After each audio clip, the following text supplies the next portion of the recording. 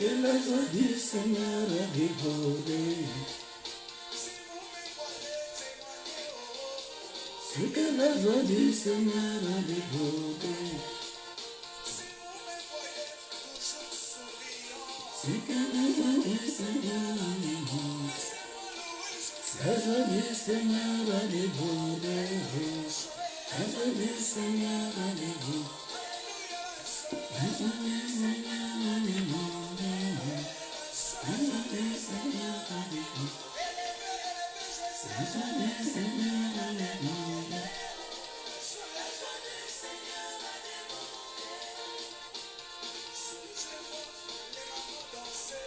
C'est que la joie du Seigneur a débordé.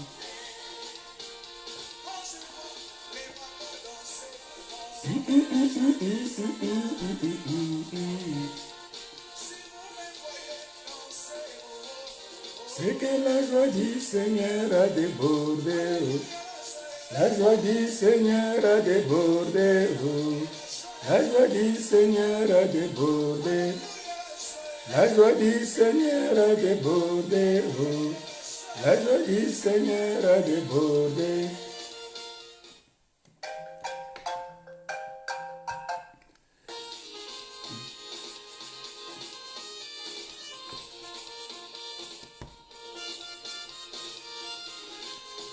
Que Dieu vous bénisse à tous, que Dieu vous bénisse à tous.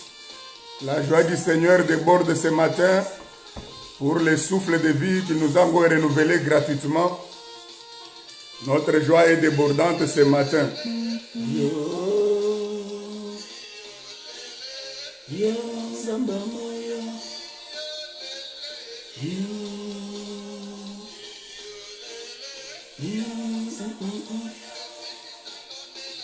Nous vous souhaitons à toutes et à tous la bienvenue dans ce direct.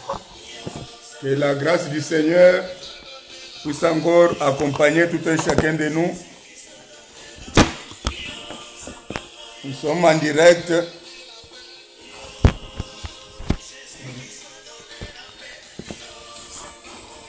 Les aléas de direct, c'est ça.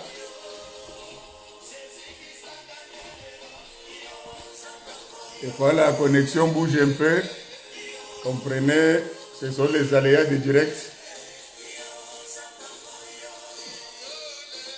Je disais que la joie du Seigneur déborde ce matin parce qu'il nous a renouvelé encore gratuitement les souffles de vie sans rien nous demander en retour, si ce n'est que notre reconnaissance et nos actions de grâce. Le Dieu qui nous fait toujours triompher en Jésus-Christ. C'est lui qui nous a donné la victoire. C'est lui qui t'a donné la victoire sur la maladie, sur le coronavirus, sur toutes sortes d'adversités. Il nous a donné la victoire. Et il a vaincu Satan ce matin. Là où tu es, tu peux t'estimer la plus heureuse, le plus heureux. Parce que Christ a vaincu Satan. Alléluia.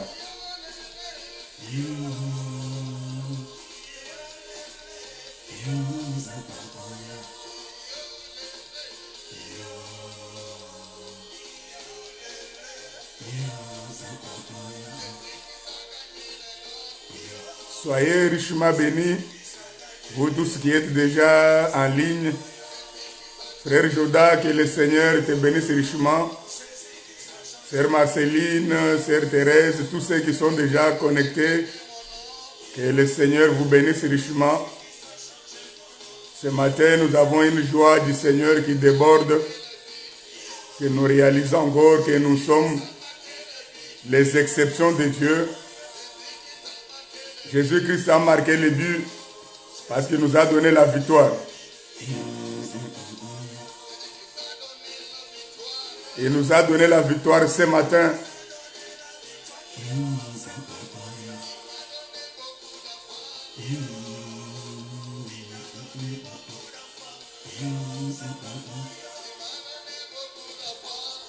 Alléluia. Que le Seigneur vous bénisse, que le Seigneur vous bénisse.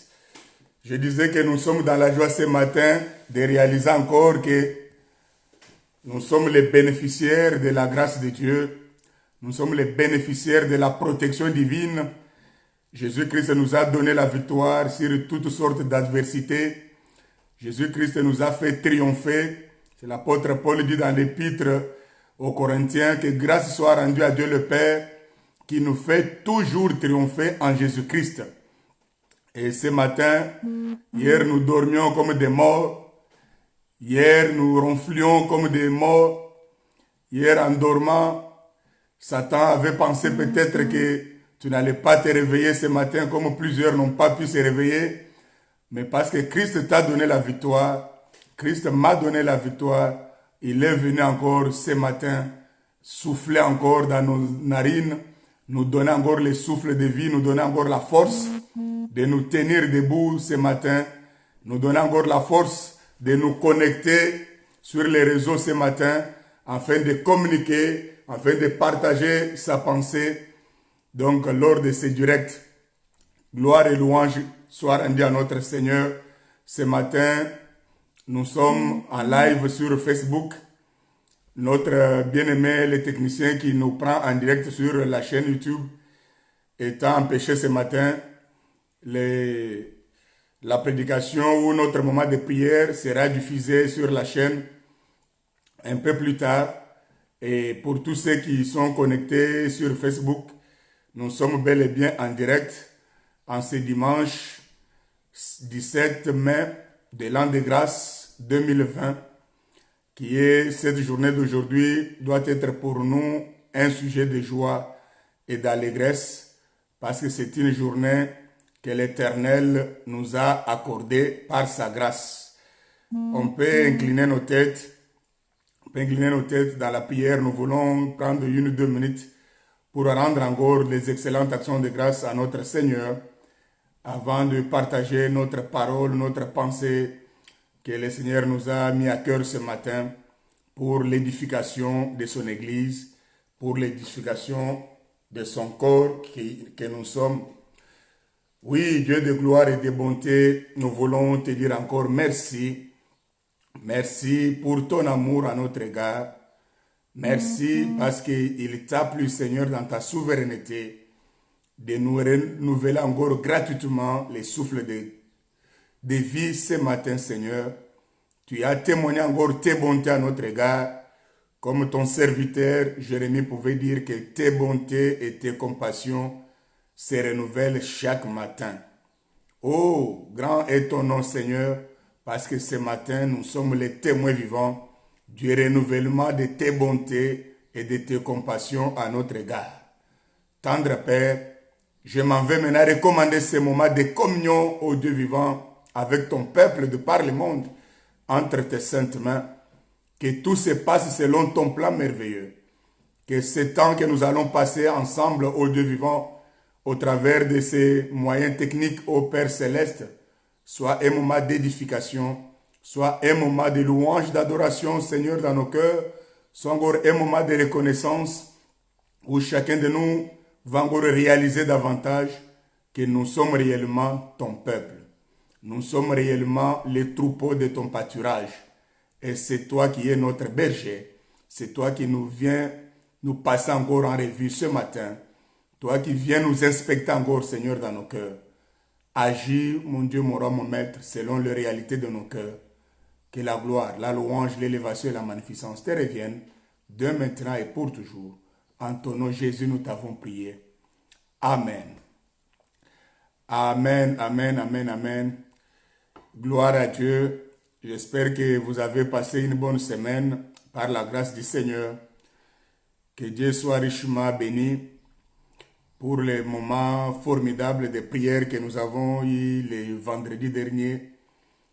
On avait senti une onction particulière, une onction exceptionnelle pendant notre prière en ligne de ce vendredi 15 mai. Je crois dans mon cœur que plusieurs ont été touchés et tout ce que nous avons fait comme requête devant notre Seigneur lors de ces moments de prière, nous devons croire qu'il nous l'a accordé et nous verrons toutes ces choses s'accomplir. Je vous salue une fois de plus dans le précieux nom de notre Seigneur Jésus-Christ, celui qui a vaincu la mort et la puissance des morts, Christ Jésus. Mes bien-aimés dans le Seigneur, nous voulons commencer notre partage de la parole du Seigneur de ce jour. Aujourd'hui, nous sommes toujours dans la pensée de notre thème que nous avons commencé depuis un bon moment maintenant sur la sanctification. Nous avons vu beaucoup de choses sur la sanctification. Et ce matin, notre thème de ce jour, nous voulons qu'il s'allie, qu'il se connecte à la sanctification. Nous allons parler de la repentance ce matin. Aujourd'hui, nous allons parler de la repentance. C'est notre thème de ce jour. Je vais demander à ma bien-aimée Marceline de bien nous mettre le thème à l'écran pour que les bien-aimés qui suivent par-ci par-là ou les bien-aimés qui pourront nous prendre en cours de route puissent bien voir sur leur écran. Donc notre thème de ce jour, aujourd'hui nous parlons sur la repentance. Je vous avais dit il y a plus de 3 semaines de cela, lorsque nous avons commencé le partage sur la sanctification, que nous sommes maintenant dans un temps ou dans un moment, bien aimé, où il y a certains thèmes, les thèmes majeurs. Excusez-moi, on me signale que la lumière n'est pas trop claire.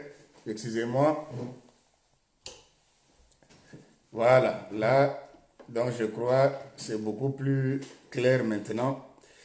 Donc je disais que lorsque nous avons commencé ce partage, ce grand enseignement sur la sanctification, dans mon introduction, je vous avais dit que dans ce temps de la fin, nous vivons un moment où les thèmes majeurs, où les points essentiels, les points clés de la foi chrétienne sont de plus en plus mis de côté. Donc les points clés de la foi chrétienne sont de plus en plus écartés pour laisser la place à des termes sympas, pour laisser la place à des thèmes qui font un peu plaisir à la chair, pour laisser la place à des thèmes sensationnels, pour laisser la place à des thèmes qui réjouissent un peu la chair, qui font un peu plaisir, qui attirent un peu la foule. Mais nous, dans l'Assemblée des Saints, notre fondement, c'est les Saintes Écritures. La Bible dit que vous connaîtrez la vérité et la vérité vous affranchira. Voilà notre leitmotiv. Vous connaîtrez la vérité et la vérité vous affranchira. Jean chapitre 8, le verset 32. Et dans le livre d'Éphésiens, chapitre 5, verset 11, si ma mémoire est bonne, la Bible nous dit ne prenez pas part aux œuvres infructueuses de l'ennemi ou du diable, mais plutôt condamnez-les. Voilà, raison pour laquelle nous n'allons pas prendre part aux œuvres diaboliques qui ont pour la mission de choisir des termes qui font plaisir aux gens, des termes qui n'ont rien à voir avec la pensée de l'Évangile. Donc ce matin, nous voulons parler sur la repentance. C'est quoi la repentance? Bien aimé, la repentance, on peut la définir de plusieurs manières, mais je vais résumer ça en 2-3 mots. La repentance, au sens biblique du terme, c'est le regret. La repentance, c'est le regret. La repentance, c'est la douleur qu'on ressent pour ce qu'on a fait qui n'était pas correct vis-à-vis de la parole du Seigneur. C'est le regret qu'on exprime par rapport à ses péchés. C'est la douleur qu'on ressent dans son cœur lorsqu'on se rend compte qu'on a posé les actes, on a fait les choses qui ne glorifiaient pas le Seigneur.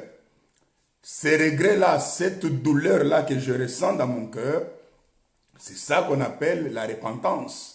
Et quand je sens ces regrets-là, quand je sens cette douleur-là, donc c'est pour abandonner, c'est pour me rendre compte que non, ce que j'avais fait, par rapport à la parole du Seigneur n'était pas bon, n'était pas correct. Et je regrette et en même temps j'abandonne cela. C'est ça la repentance. C'est ça la repentance. Et comme nous avons vu le dimanche dernier, donc sur notre point de comment ou par quoi sommes-nous sanctifiés, nous avons dit que nous sommes sanctifiés par la parole de Dieu. C'est la parole du Seigneur qui nous sanctifie. Et cette parole qui nous sanctifie, c'est la même parole aussi qui nous pousse à la repentance. Mais bien aimé dans le Seigneur, tu ne pourras pas mener une vie de sanctification. On ne pourra pas trouver la sanctification sur ton parcours si tu ne sais pas te repentir. Si je n'ai pas l'esprit de repentance, si je n'ai pas le cœur repentant, si je ne sais pas c'est quoi la repentance, il me sera difficile de vivre la sanctification. Voilà le pourquoi il est très important que chacun de nous comprenne qu'il est très capital dans sa vie de vivre la vie de repentance. Parce que la repentance, comme je le disais, c'est ce regret-là, c'est cette douleur-là que nous ressentons lorsque la parole nous éclaire, lorsque la parole nous montre notre état et on se rend compte que non, l'acte que j'ai commis hier. Vous savez, mes bien-aimés, il y a certaines choses que tu peux faire dans le secret. Il y a certains actes abominables que tu peux poser dans ta chambre à coucher, que tu peux poser dans ta propre voiture, seul, fumer, sans que personne ne te voie. Tu peux le faire dans ta cuisine, tu peux critiquer, tu peux calomnier quelqu'un. Donc seul dans le métro, donc dans la voiture du métro tout seul, sans que personne ne t'entende. Mais laisse-moi te dire que Dieu qui voit tout, Dieu qui voit dans les secrets, il est en train de voir, il te voit, que malgré que les hommes ne t'ont pas vu, malgré que les hommes ne t'ont pas pointé du doigt, mais lui a vu que la conversation que tu as tenue n'était pas pour la gloire de Dieu. Et lorsqu'il t'envoie maintenant sa parole, pour que sa parole t'éclaire, pour que sa parole te montre que ce que tu avais fait là n'était pas correct, la seule voie de revenir au Seigneur, c'est la repentance. La seule voie de revenir à Dieu, c'est la repentance. Nous allons nous inspirer ce matin, mes bien-aimés, de cette histoire que beaucoup de lecteurs de la Bible connaissent, l'histoire de l'homme selon le cœur de Dieu, donc le roi David.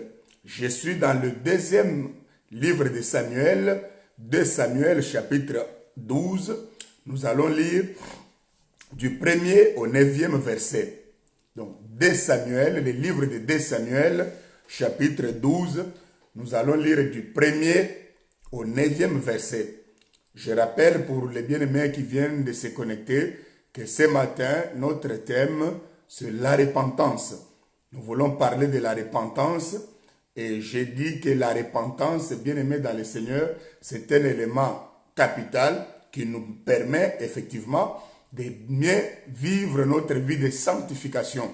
Parce que marchant sur cette terre des humains, ayant cette chair humaine, mais bien aimée dans le Seigneur, il est possible, il est probable que nous puissions broncher, il est probable que nous puissions aussi faillir, il est probable que nous puissions des fois un peu nous perdre, il est probable que nous puissions des fois céder à la tentation de la chair, mais Dieu a mis le mécanisme en place. N'oubliez pas que dans 1 Thessaloniciens chapitre 4, là où on avait introduit notre enseignement de la sanctification, la Bible dit, c'est que Dieu veut, c'est votre sanctification.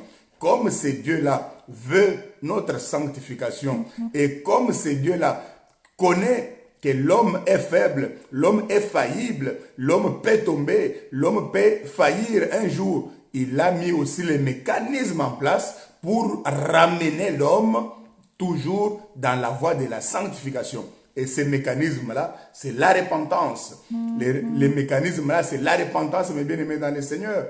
S'il t'arrive de broncher, s'il t'arrive de faillir un jour, s'il m'arrive de tomber un jour, Dieu a mis les mécanismes en place. Il suffit que moi, écoutant sa parole, que je puisse réaliser cela, que je puisse saisir cela, que je puisse comprendre cela et que je puisse prendre cela en compte C'est quoi cela? C'est la repentance.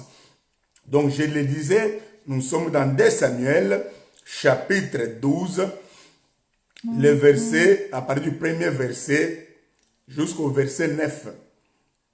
Mais bien aimé, dans le Seigneur, il y a des petits soucis de direct, et c'est ça les aléas.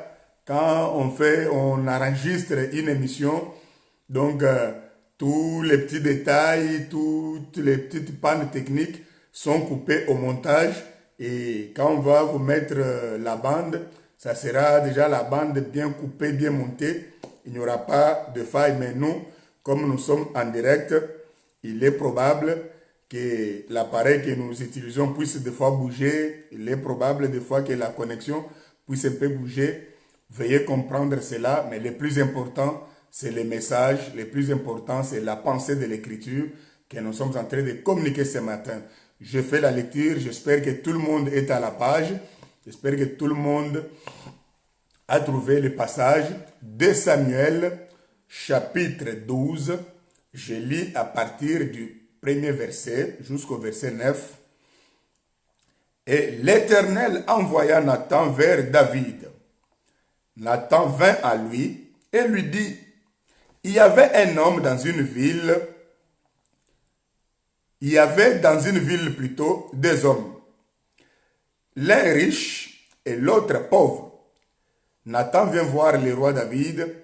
Il lui dit, mon roi, tu sais, il y avait dans une ville 2 hommes qui vivaient dans cette ville. Et parmi ces 2 hommes, il y avait un qui était très riche et l'autre était pauvre. Verset 2. Les riches avaient des brebis et des bœufs en très grand nombre. Les pauvres n'avaient rien du tout qu'une petite brebis qu'il avait achetée. Il la nourrissait et elle grandissait chez lui avec ses enfants. Elle mangeait de son pain, buvait dans sa coupe, dormait sur son sein. Et il la regardait comme sa fille. Verset 4. Un voyageur arriva chez l'homme riche et le riche n'a pas voulu toucher à ses brebis ou à ses bœufs pour préparer un repas au voyageur qui était venu chez lui. Il a pris la brebis du pauvre, l'a apprêtée pour l'homme qui était venu chez lui. Cet homme riche qui avait beaucoup de brebis, beaucoup de bœufs, les jours qu'il reçoit un visiteur de marque, il voulait lui faire un repas, lui offrir un repas. Au lieu d'aller dans sa bergerie, choisir une brebis parmi plusieurs qu'il avait, au lieu d'aller dans sa ferme, prendre un bœuf parmi plusieurs bœufs, un bœuf plutôt parmi plusieurs bœufs qu'il avait, l'Écriture dit que cet homme riche est allé prendre, a jugé bon d'aller prendre la seule brebis du pauvre. La seule brebis du pauvre. Pour faire le repas à son visiteur. Et le verset 5 nous dit, la colère de David s'enflamma violemment contre cet homme et il dit à Nathan, l'Éternel est vivant. L'homme qui a fait cela mérite la mort. Il rendra 4 brebis pour avoir commis cette action et pour avoir été sans pitié. Lorsque le roi David reçoit cette information de la part du prophète Nathan, lui disant que non, mon roi, mon seigneur, il y avait dans une ville un homme qui avait beaucoup de brebis, qui était riche, et un petit pauvre qui avait qu'une seule brebis. Mais quand le riche a reçu son visiteur, il a jugé bon de prendre la seule brebis du pauvre pour préparer le repas. La Bible dit au verset 5, la colère. Le roi David s'est enflammé de colère. Il s'est emporté. Il est sorti de tous ses états. Il a dit à Nathan, l'Éternel Dieu est vivant. L'homme qui a commis un tel acte mérite la mort. L'homme qui a posé cet acte doit rendre derrière 4 brebis à la place de la seule brebis qu'il lui avait pris. Il doit être puni.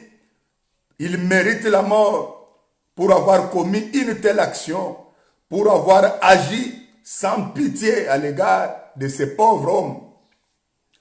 Mais bien aimés dans le Seigneur, je le disais il y a quelques instants, que notre Dieu voit dans les secrets. Notre Dieu voit même là où toi tu ne peux pas voir. Moi, tu peux me mentir. Tu peux te déguiser, comme la Bible dit. Même Satan se déguise en ange de lumière. Dans l'assemblée, tu peux apparaître bon. Moi, votre responsable qui vous prêche la parole du Seigneur, je peux vous mentir. Je peux me déguiser en un ange. Je peux jouer des façades. Je peux vous montrer les visages d'un gentil, alors que intérieurement je suis méchant. Mais laissez-moi nous dire ce matin que Dieu voit. Dieu voit dans les secrets. Dieu voit là où les hommes ne voient pas. Voilà le pourquoi, mes bien-aimés, il est plus qu'important que nous puissions passer par la repentance sincère. Il est plus qu'important que nous soyons vrais vis-à-vis du Seigneur. Il est plus qu'important que nous soyons clairs. Tu peux tromper ta femme, tu peux tromper ton mari. Tu peux sortir, ton mari sait que ma femme est allée travailler, ma femme est allée au supermarché, alors que tu es parti ailleurs. Tu peux coder le téléphone pour que ton mari ne sache pas avec qui tu parles. Laisse-moi te dire ce matin que Dieu voit tout. Dieu voit dans les secrets. Dieu est capable de voir une aiguille cachée dans le charbon noir au plus profond de la terre. Dieu est capable de distinguer cette aiguille-là. Dieu voit. L'histoire triste que nous sommes en train de lire, de cet homme que Dieu a pris. Nous connaissons l'histoire du roi David. Cet homme qui était méprisé même par son propre père. Vous connaissez tous l'histoire lorsque Samuel a eu la mission d'aller oindre, d'aller consacrer David comme roi d'Israël. Vous vous rappelez comment son propre père Isaïe ne faisait aucune mention de David. Isaïe a commencé à présenter ses enfants, les Eliab, les Shammah, les costauds, les vaillants, sans faire mention de David. Mais Dieu, dans son plan merveilleux, avait déjà choisi David. Il a pris David dans la brousse pour faire de lui le roi. Et David va faillir un jour. Et vous savez, mes bien-aimés, lorsque le roi David a commis ce péché, il a organisé des choses. C'est ce qui nous arrive des fois. Il avait tellement planifié, tellement coordonné les choses pour dissimuler son crime. Laissez-moi vous rappeler ce matin que tu peux dissimuler les crimes devant les hommes. Il existe ce qu'on appelle les crimes parfaits, où il n'y a pas les ADN, où la police ne va pas trouver les traces de sang. Mais ça, c'est selon les hommes. Laissez-moi vous dire que devant Dieu, les crimes parfaits n'existent pas. La colère de David va s'enflammer. Ça, c'est une réalité que nous avons aujourd'hui, même dans l'église du Seigneur. Quand je parle de l'église ici, je fais mention de l'église corps du Christ, où les enfants de Dieu sont prêts à pointer du doigt à l'autre, où les serviteurs de Dieu sont prêts à s'accuser, à accuser les autres, à montrer que ce sont les autres qui sont méchants, alors qu'eux, ils sont purs. Et ils sont pires, mes bien-aimés, dans le Seigneur. Alors que ce qu'eux, ils font en cachette, on ne peut même pas les citer. Si on les déclare sur la place publique, ça va créer les dégâts. Mais laissez-moi nous rappeler, nous parlons ce matin sur la repentance. On doit se repentir même des choses, même des actes que nous avons posés dans les secrets. Mais dès lors que la parole de Dieu nous rappelle, dès lors que la parole de Dieu nous révèle, nous montre que ces actes-là n'étaient pas pour la gloire de Dieu, on doit se repentir. Nous devons nous repentir. Je le disais qu'aujourd'hui, les gens veulent qu'on leur parle de miracles. Les gens veulent qu'on leur montre comment ils vont s'enrichir. À quoi ça sert à un homme de gagner le monde entier? S'il perd son âme, s'il est vautré dans le péché, ça va te servir à quoi? D'avoir des millions aujourd'hui en ayant le sang des innocents dans tes mains.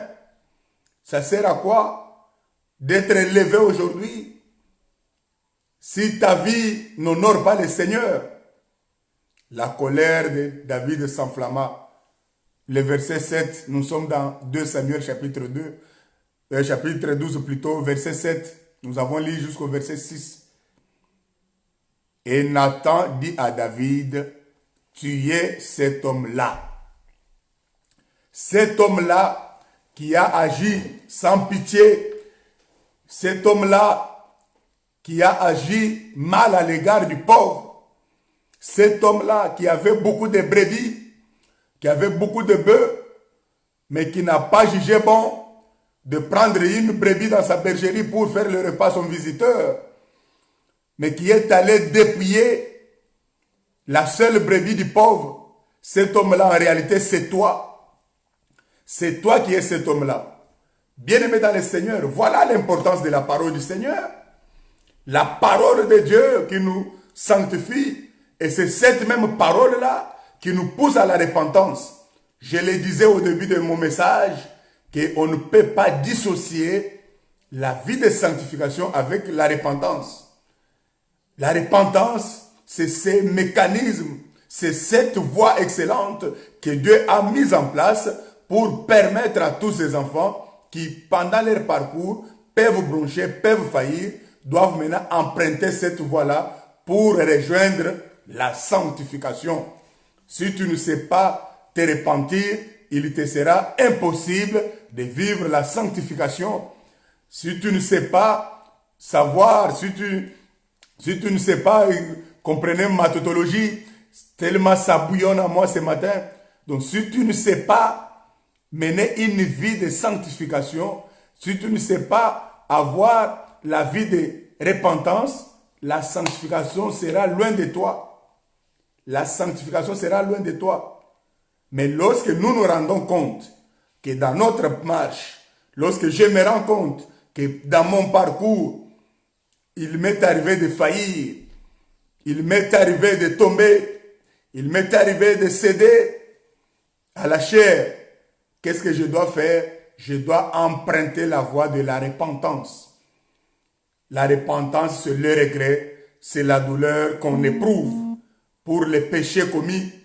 Lorsque la parole de Dieu qui est la lumière, lorsque la parole de Dieu qui est plus tranchant qu'une épée à double tranchant vient maintenant nous éclairer, vient maintenant nous montrer que ce qu'on avait commis hier, ce qu'on a fait hier n'était pas correct, n'était pas bon à l'égard de la parole du Seigneur.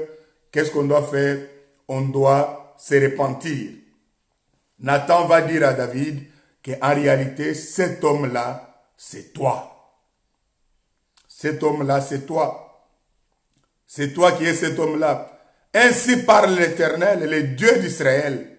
Je t'ai oint pour roi sur Israël et je t'ai délivré de la main de Saül. Bien-aimé, quand je lis ces choses, chacun de nous doit se remémorer. Chacun de nous, là où tu es, tu dois voir et revoir et rebobiner le film là où Dieu t'a pris.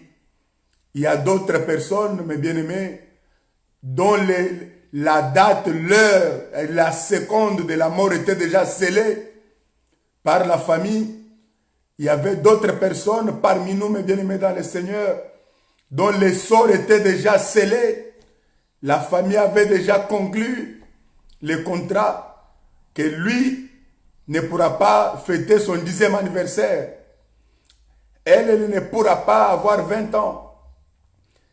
Bien-aimés dans le Seigneur, vous savez, il y a certains combats qu'on a même dès le sein de notre mère. Dès que ta maman est tombée enceinte, dès que tu étais dans le sein de ta mère, il y avait déjà le plan du monde des ténèbres qui avait déjà déclenché la machine pour que ta maman puisse faire l'avortement, pour que tu puisses pas voir les jours. Mais Dieu d'Israël, il rappelle à David ici, je t'ai délivré de la main de Saül. Nous connaissons l'histoire.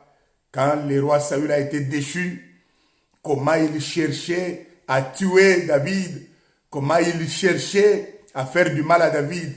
Mais de toutes ces choses, Dieu l'a délivré. Ça peut être ton cas, ça peut être mon cas. Chacun de nous doit se rappeler des combats nocturnes, des combats du monde invisible pour lesquels le Seigneur nous a fait triompher, pour lesquels le Seigneur nous a donné la victoire. Il y a certaines maladies, mes bien-aimés dans le Seigneur, qui ont été jetées dans ton corps par le monde occulte, par le monde mystique, tout simplement pour t'anéantir, pour te tuer, pour t'empêcher à vivre. Mais dans toutes ces choses-là, Dieu t'a délivré. C'est ce qu'il dit à David ici, par la bouche du prophète Nathan. Il dit ainsi par l'Éternel. Pour les bien-aimés qui nous rejoignent maintenant, nous sommes en train de parler sur la repentance. Nous connectons la repentance à notre enseignement de la sanctification. Et nous comprenons ce matin qu'on ne peut pas vivre une vie de sanctification si on n'a pas un cœur repentant, si on ne sait pas c'est quoi la repentance. Ici, ainsi par l'Éternel, je t'ai délivré de la main de Saül. Je t'ai mis en possession de la maison de ton maître. J'ai placé dans ton sein les femmes de ton maître. J'ai donné la maison d'Israël et de Juda. Si cela eût été peu, j'aurais encore ajouté. Mais pourquoi donc as-tu méprisé la parole de l'Éternel en faisant ce qui est mal à ses yeux? Frère, vous savez combien de fois avons-nous péché pour des petits intérêts? Combien de fois ici, Dieu parle dans la bouche du prophète Nathan, il dit à David, si tout ce que j'avais fait pour toi, si tout ce que je t'avais donné n'était pas nombreux, si tu avais trouvé que cela était peu, il fallait me demander, j'allais encore y ajouter. J'allais encore te donner davantage. Mais pourquoi tu as fait ce qui est mal? Tu as méprisé. Tu as méprisé la parole de l'Éternel. Je disais, mes bien-aimés dans le Seigneur, qu'il y a certaines choses que tu peux faire seul. Il y a certaines choses que vous avez fait à deux. Et vous vous dites que non, là c'est le top secret entre nous. On a signé le pacte de sang, on ne peut pas se trahir. Laisse-moi te dire que Dieu voit.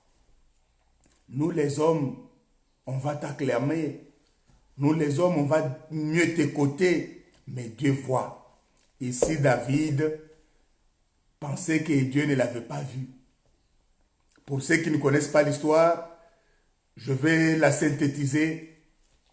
La Bible dit qu'un jour, le roi David, alors qu'Israël était en guerre, le roi David a envoyé ses troupes, son armée, en guerre. Et il est resté seul dans la ville.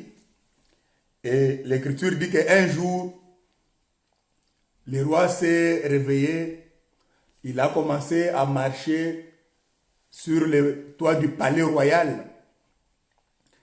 Et lorsque le roi est en train de passer un peu l'air, de se détendre un peu sur le toit de son palais royal, la Bible dit, il y avait une femme qui appartenait à un des soldats de l'armée de David. Et cette femme s'est lavée dans la salle de bain, dans la douche. Et le roi David a aperçu la femme.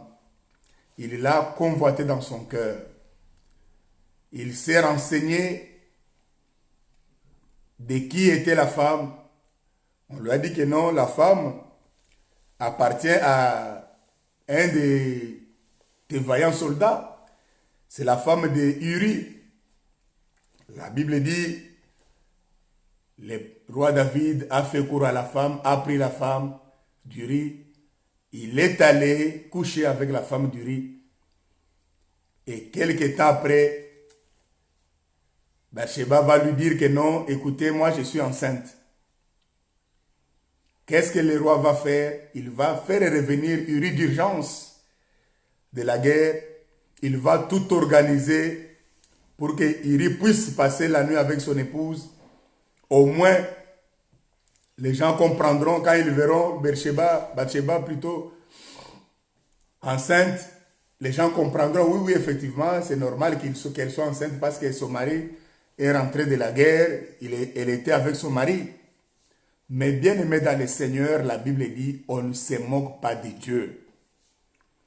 Ce qu'un homme aura semé, il le moissonnera. On ne se moque pas de Dieu. Combien avons-nous dissimulé les choses? Combien avons-nous dissimulé les choses, mes bien-aimés? Mais tu vas tromper les hommes. Tu vas tromper les hommes, mais tu ne tromperas jamais Dieu. Et je bénis le Seigneur. Un jour, pendant que nous étions en confinement, j'ai beaucoup aimé un message qu'un bien-aimé avait publié sur le WhatsApp. Il avait fait une réflexion tellement pertinente. Il avait dit, maintenant à vous toutes les sœurs, et les frères aussi, tous les couples, tous les fiancés, qui avaient déjà consommé le mariage avant le mariage, tous les fiancés dont les femmes étaient déjà enceintes et qui avaient planifié rapidement les dates du mariage pour dissimuler, pour tromper les hommes. Le confinement est passé par là, le coronavirus est passé par là, on a fermé toutes les salles de fête, on ne peut plus célébrer le mariage pendant 3, 4, 5 mois. Qu'est-ce qui va se passer maintenant? Parce que la grossesse était de 1 mois, la grossesse était de 2 mois, et vous vous êtes précipité de programmer le mariage fin mars, début avril, mi-mai. Comme ça, au moins quand on va faire le mariage, le 21, le 25 avril, le 1er mai, allez, on va officiellement habiter ensemble.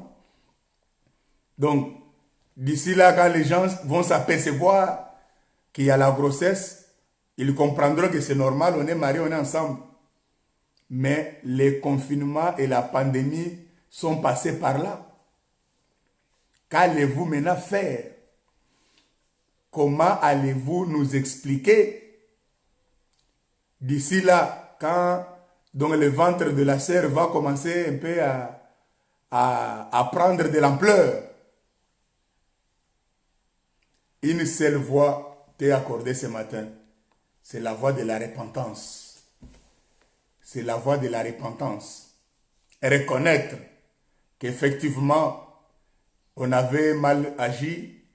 Effectivement, on avait posé un acte hors mariage.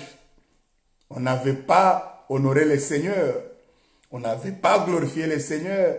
On s'était comporté comme des païens. Mais nous reconnaissons cela. Nous regrettons cela. Nous exprimons la douleur de cela. Et le Dieu qui pardonne tout vous accordera son pardon. Ainsi, vous pourrez continuer encore la marche avec le Seigneur. On ne se moque pas de Dieu. Pourquoi donc as-tu méprisé la parole de l'Éternel en faisant ce qui est mal à ses yeux? Tu y as frappé de l'épée Uri, les Hétiens, et tu as pris sa femme pour en faire ta femme, et lui, tu l'as tué. Mais bien aimé dans le Seigneur, ici, il y a quelque chose de très important. Des actes que nous posons. Vous savez, tu peux commettre un acte. Maintenant, pour soulager ta conscience, tu peux te tromper toi-même.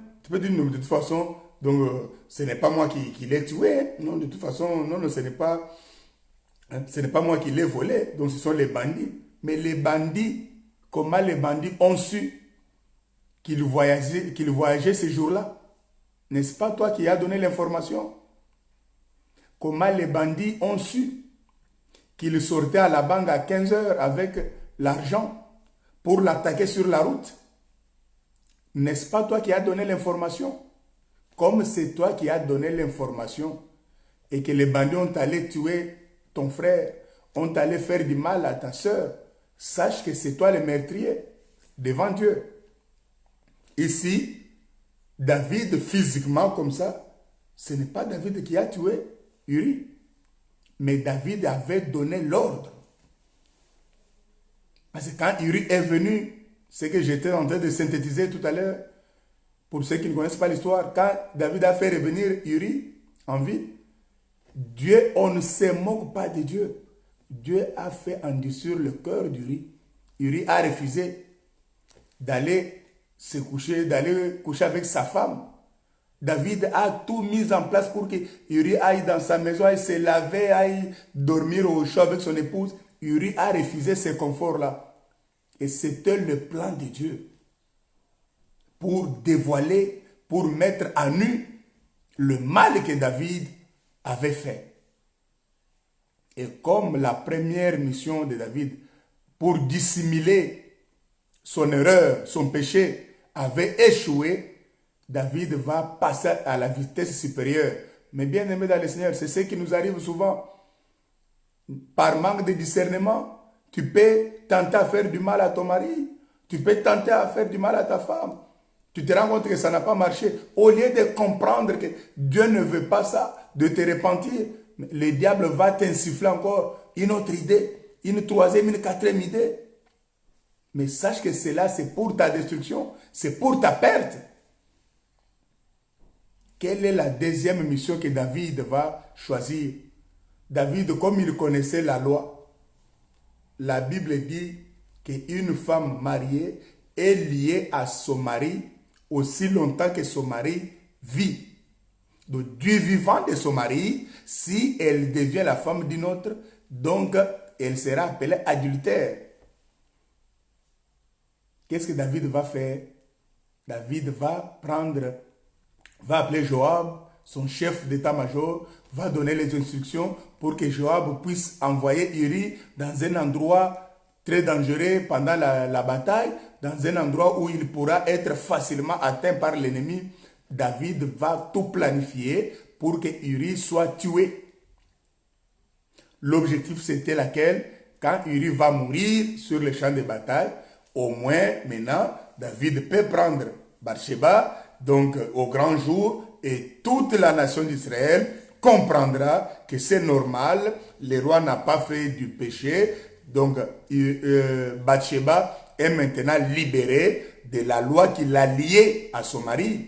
Parce que la Bible dit que la loi dit du vivant de son mari. Donc dès que le mari meurt, la femme n'est plus liée. Cette loi-là qui l'a liée à son mari tombe parce que le mari est mort. Ainsi, David pouvait se réjouir, David pouvait penser que donc c'est bon, mission accomplie, parce que Uri est décédé. Maintenant, je suis sur l'autoroute tout seul, je peux prendre Bathsheba, je peux mener ma vie tranquillement avec elle. Mais bien aimés dans le Seigneur, arrêtons la dissimulation. Arrêtons les coups bas. Arrêtons de faire les choses en cachette. Parce que nous allons tromper les hommes, mais Dieu, on ne les trompe jamais. On ne trompe jamais Dieu. La Bible dit qu'au devant de lui, tout est à nu et à découvert. Tout est à nu et à découvert. Tu peux te contenter. Non, non, mes frères, non. De toute façon, moi, je n'étais pas là. Moi, j'étais en voyage. Oui, c'est vrai. Nous savons que tu étais en voyage. Mais les troubles là, donc les divorces là qu'il y a eu dans ce foyer là, c'est toi qui as amené le colportage. C'est toi qui est à l'origine, qui est à la base. C'est toi qui as inventé des choses devant cet homme-là. pour accuser faussement sa femme. C'est toi qui as pimenté un peu de choses. Après, tu t'es organisé pour voyager, pour t'absenter. Comme ça, le monde dit, non, non, Martine, non, non, Martine n'était pas là. Martine était en Chine. Non, non, non, ce n'est pas Martine. Non, Jean-Marie, non, non, Jean-Marie était aux États-Unis. Donc, ce n'est pas Jean-Marie qui a fait ça. Ça, c'est les hommes qui diront ça. Mais Dieu dans les cieux voit. Dieu dans les cieux sait qu'en réalité, c'est toi qui as provoqué la situation aujourd'hui. Voilà le pourquoi il est très important, mes bien-aimés dans le Seigneur, de passer par la repentance. Alors, nous voyons ici que c'est la parole de Dieu que David a reçue par la bouche du prophète Nathan. Donc David a commis un péché. David a mis des choses en place pour dissimuler son péché. David a trompé Israël. David a trompé ses conseillers. David a trompé donc sa population, son peuple. Mais il n'a pas pu tromper Dieu. Dieu a vu cela et Dieu a envoyé sa parole. Dieu a envoyé sa parole. Dieu a envoyé sa parole. Mais bien aimé dans le Seigneur, c'est un message très très profond que nous sommes en train de partager aujourd'hui. On pourra peut-être déborder aujourd'hui par rapport à notre horaire habituel, peut-être de 15-20 minutes. Quoique dimanche prochain, Dieu voulant, nous allons encore continuer sur la repentance. Mais je vous dis seulement que David a dissimulé. Ça peut être ton cas. Ça peut être ton cas. Vous savez, il y a des choses où, quand toi tu es en train de pleurer, d'ailleurs tu viens même te confier à ton frère. Mon bien-aimé, tu sais, je ne comprends pas mon épouse ces derniers temps. Ma soeur, tu sais que mon mari à la maison, je n'arrive plus à comprendre qu'est-ce qui se passe. Or, en réalité, c'est elle. Ce qui se passe là. La galère que tu es en train de vivre là. C'est en réalité elle qui est en train de te pourrir, passez-moi l'expression, de te pourrir la vie dans ton foyer. Mais toi, tu ne sais pas.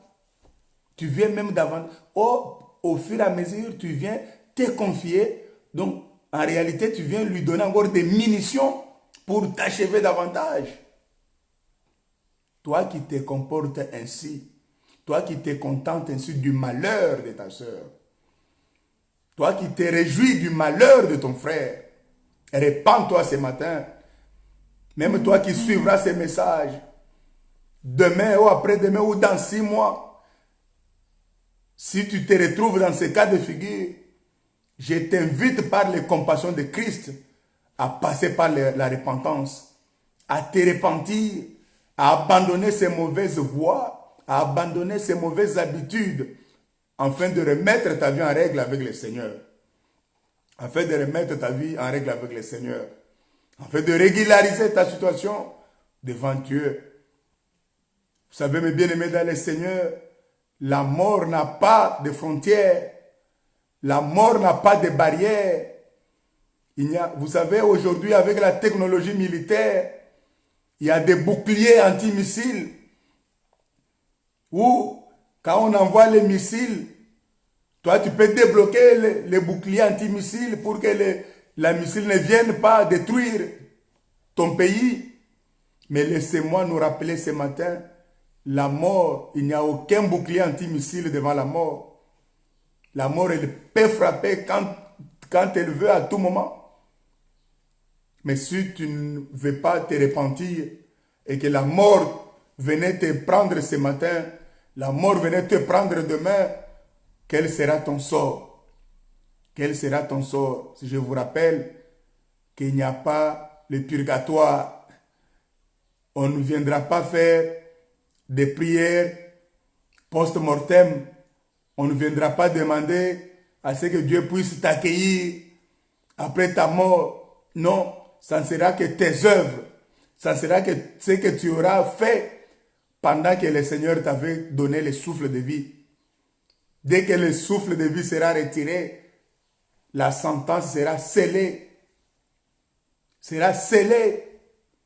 Ça sera soit la mort éternelle ou la vie éternelle. Ça sera soit se retrouver dans la ville nouvelle, la Jérusalem d'en haut, où nous allons marcher sur les pavés d'or, où le Seigneur Christ lui-même sera notre lumière. Cette ville dont on n'aura pas besoin de la SNEL, cette ville dont on n'aura pas besoin de EDF pour l'éclairer. Mais la Bible dit, l'agneau lui-même sera la lumière. C'est Christ lui-même qui va éclairer cette ville de la Nouvelle Jérusalem d'en haut. Mais pour y aller, pour mériter, bien-aimés dans le Seigneur, nous devons nous préparer maintenant. Que Dieu nous donne encore le souffle de vie.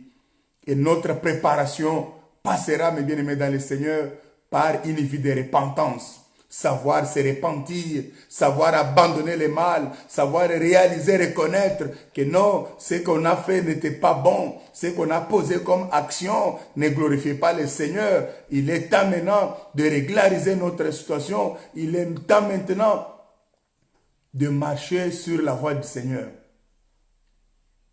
Ici, lorsque David reçoit la parole, il n'a pas négocié avec la parole. Voilà les combles aujourd'hui, mes bien-aimés dans le Seigneur. Voilà le mal que nous avons aujourd'hui. Le mal que l'Église a aujourd'hui, surtout les soi-disant serviteurs de Dieu, les grands hommes de Dieu, les pasteurs, les évangélistes, les prophètes, les apôtres, les docteurs de la parole. Et ils discutent maintenant avec la parole. Et ils négocient maintenant avec la parole. Ils sont prêts à tout, jusqu'à tordre même le sens des Écritures, dans le seul objectif de satisfaire leurs besoins, de satisfaire leurs profits machiavéliques. Oh, gloire à Dieu, merci Seigneur. Ici, la Bible est claire, le roi David n'a pas négocié devant la parole de Dieu. Lorsque Nathan lui montre la chose, lorsque Nathan lui apporte les ainsi dit le Seigneur, tout ce que David avait mis en place comme dissimulation, comme tactique pour se couvrir, David tombe. Mais toi, il t'arrive des fois de t'enfoncer davantage. Tu as été dévoilé et reconnais seulement que non, effectivement, donc j'avais mal agi. Effectivement, c'est moi qui avais donné cette information-là. Pardonnez-moi. Oh Seigneur, aie pitié de moi, pardonne-moi. Je me répands. Je regrette d'avoir fait ça. Et je continue la marche. Non, non. Au lieu de faire ça, qu'est-ce que toi tu fais souvent? Comme tu avais corrompu Jean-Marc pour qu'il te couvre. Tu te rends compte que non, Jean-Marc, donc ça n'a pas marché. Tu vas corrompre encore l'autre. Tu vas. Donc tu t'enfonces davantage. On ne négocie pas avec la parole de Dieu. La parole de Dieu, elle est oui et amen. Voilà. La parole du Seigneur, elle est oui et amen. Parce que c'est la parole de Dieu. Quand Dieu me parle, donc je prends acte de la parole, je me remets en question et je me répands pour continuer la marche. C'est ce que le roi David a fait. Nous allons dans le livre des Psaumes, chapitre 51. Psaume chapitre 51. Nous allons faire une longue lecture du 1er au 19e verset. C'est là que nous allons chuter. Il est déjà 12 heures. Nous avons déjà consommé notre 1 heure. Et je sens dans mon esprit que ces messages, nous en avons réellement besoin. Nous en avons réellement besoin, surtout nous les serviteurs, nous les servantes de l'Éternel. Il est très important. Vous savez, mes bien-aimés, la repentance concerne tout le monde. Parce qu'aujourd'hui, des fois, nous avons des compréhensions erronées de la parole du Seigneur. Donc, la repentance aujourd'hui, Donc c'est comme si c'est un message qui est réservé donc, aux fidèles. La repentance aujourd'hui dans la philosophie de certaines personnes est considérée comme donc, un petit message, les messages plutôt de nouveaux convertis. Donc tu vois, quand tu viens au Seigneur, donc tu dois passer par la repentance, après l'affermissement, après. Donc moi comme ça fait 20 ans que je suis dans les Seigneurs, moi comme ça fait 30 ans que je prêche la parole, donc tu vois, des trucs de repentance là, ce n'est pas à mon niveau. Tu te trompes mon bien-aimé, ma bien-aimée dans les Seigneurs. Si tu tiens un tel langage, un tel discours, tu te trompes, laisse-moi te le dire ce matin.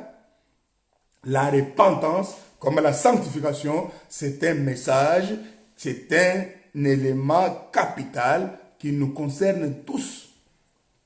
Qui nous concerne tous. Nous sommes sanctifiés par la parole. Et c'est la même parole de Dieu qui nous pousse, qui nous amène à la repentance. Et une parole vraie. Une parole vraie. Et qui doit produire aussi, j'insiste, une repentance sincère.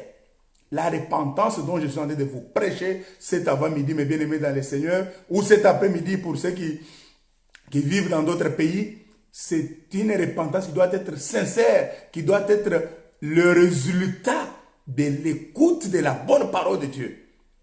Je ne parle pas de la mascarade, je ne parle pas de fantaisie, je ne parle pas du cinéma ou du théâtre, où je fais des choses parce que moi, comme on m'a surpris donc, dans une mauvaise position, ou comme on veut me donner des responsabilités à l'église, bon, il faut que je dise à l'homme de Dieu que bon, parce que je me suis repenti par rapport à la position dans laquelle vous m'avez trouvé l'autre fois, par rapport au mensonge là que j'avais dit, donc je me repens avec un seul objectif que moi, comme ça l'homme de Dieu va me confier les responsabilités. Je ne parle pas de ça.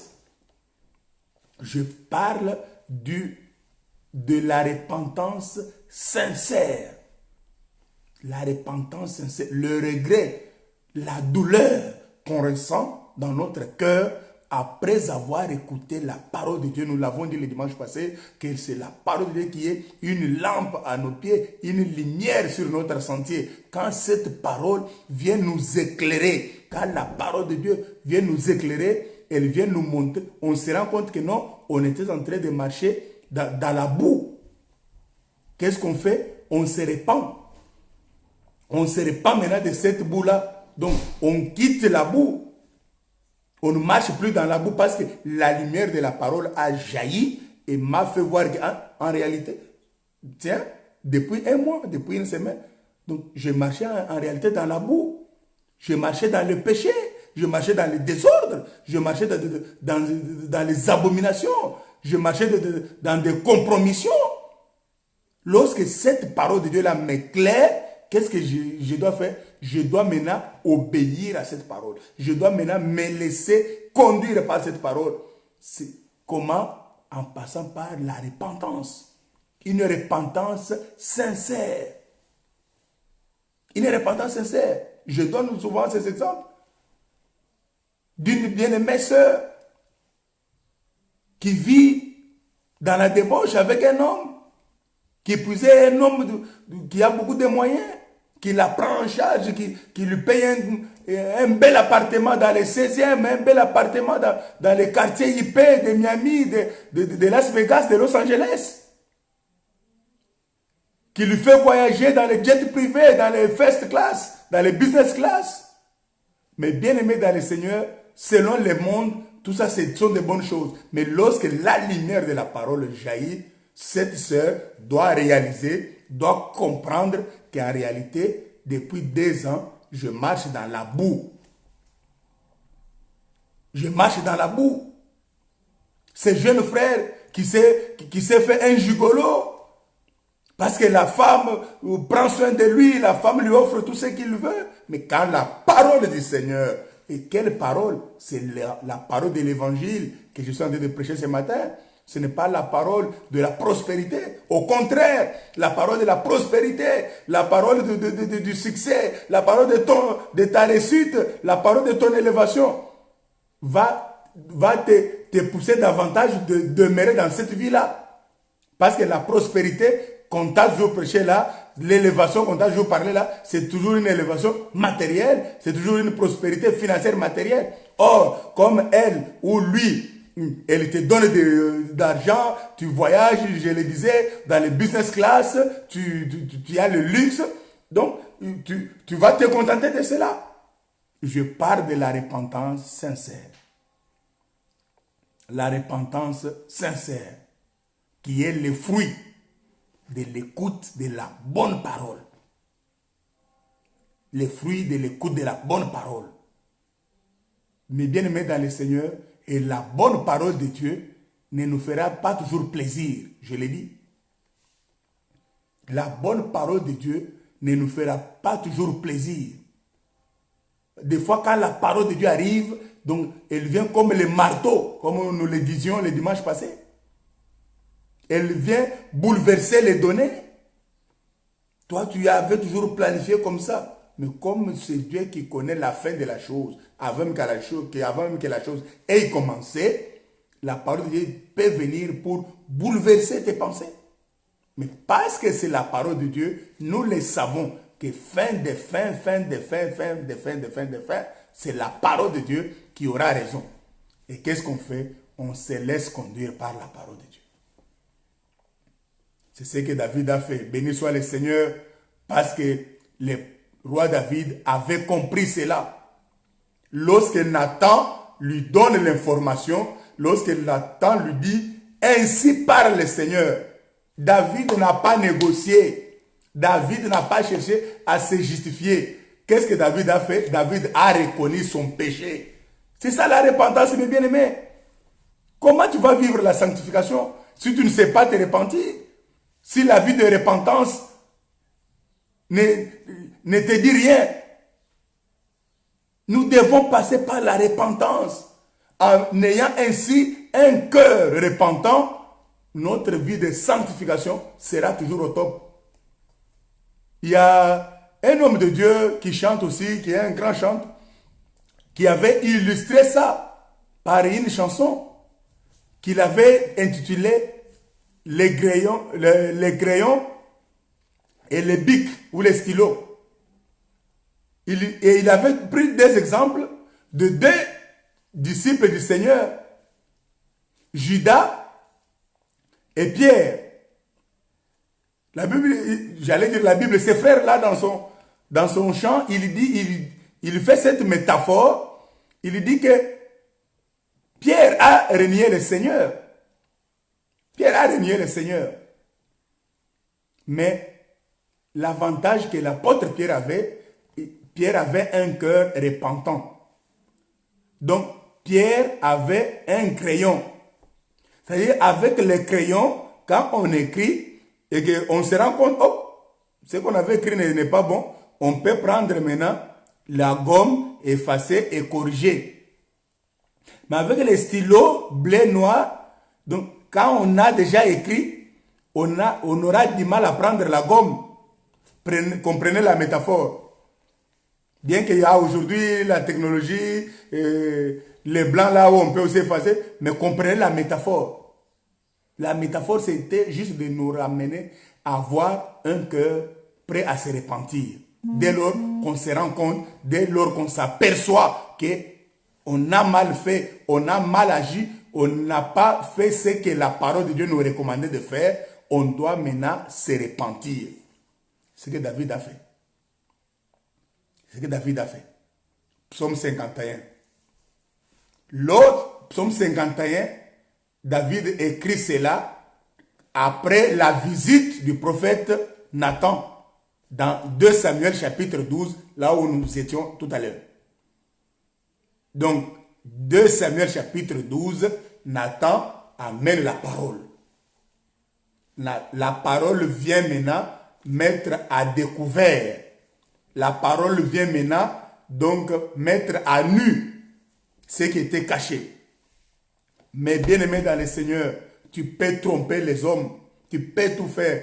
Mais quand tu viens à l'église, quand tu me suis, comme c'est le cas aujourd'hui dans ce direct, et qu'au travers de la parole de Dieu, tu te rends compte que la parole t'interpelle par rapport à cet acte abominable que tu avais commis, par rapport à cet acte que personne n'est au courant. Mais dès lors que tu es interpellé par la parole de Dieu, il est très important que tu passes par la repentance.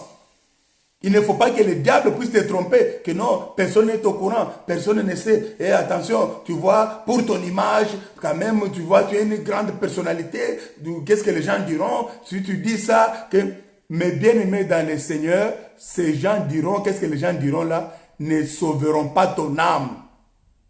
Ne sauveront pas ton âme. Moi, Alain, dès que la parole de Dieu me touche, dès que je me sens interpellé par la parole de Dieu, mes bien-aimés dans le Seigneur, donc je ne ferai aucune mention des hommes. Que non, qu'est-ce que les hommes vont dire, peut-être les hommes vont penser. Non, non, non. Alléluia. La repentance.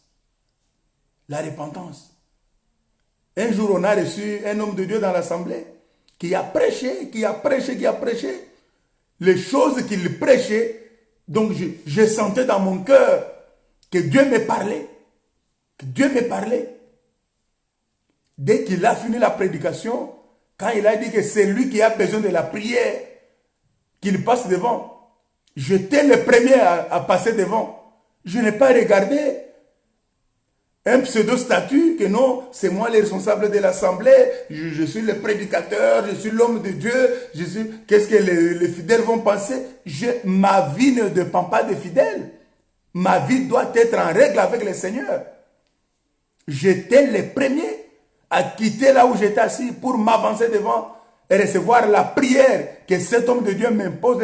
Prie pour moi parce que j'avais senti dans mon cœur que la parole de Dieu prononcée par la bouche de son serviteur ce dimanche-là, c'était pour moi. Voilà. La repentance, mes bien-aimés, je vais marteler ce matin surtout sur les hommes de Dieu. Il y a beaucoup d'hommes de Dieu qui ont fait tellement de bêtises, qui ont divisé des foyers, qui ont divisé, qui ont provoqué les divorces, qui ont détruit les vies des gens. Le temps est venu où vous devez vous repentir, où vous devez vous repentir, au lieu de vous laisser tromper par vos statuts, que non, moi je suis pasteur, moi je suis le bishop, c'est moi le visionnaire de l'église. Et si je passe devant, qu'est-ce que les gens vont penser? Et si je demande pardon, mon image, mon honneur. Christ Jésus, notre Seigneur, la Bible dit, il n'a pas regardé à son honneur. Si Jésus-Christ, notre Dieu, il avait considéré la gloire qu'il avait, mais bien aimé dans le Seigneur, toi et moi, on ne serait pas sauvés. Si Jésus-Christ, notre Dieu, il avait regardé sa personnalité, son image, son honneur, toute la gloire qu'il avait, il ne serait pas passé par la croix, la croix de Golgotha. Il ne serait pas passé par Gethsemane. Toi et moi aujourd'hui, on ne serait pas enfants de Dieu. Mais si aujourd'hui nous sommes enfants de Dieu, c'est parce que Christ n'avait pas considéré sa propre vie.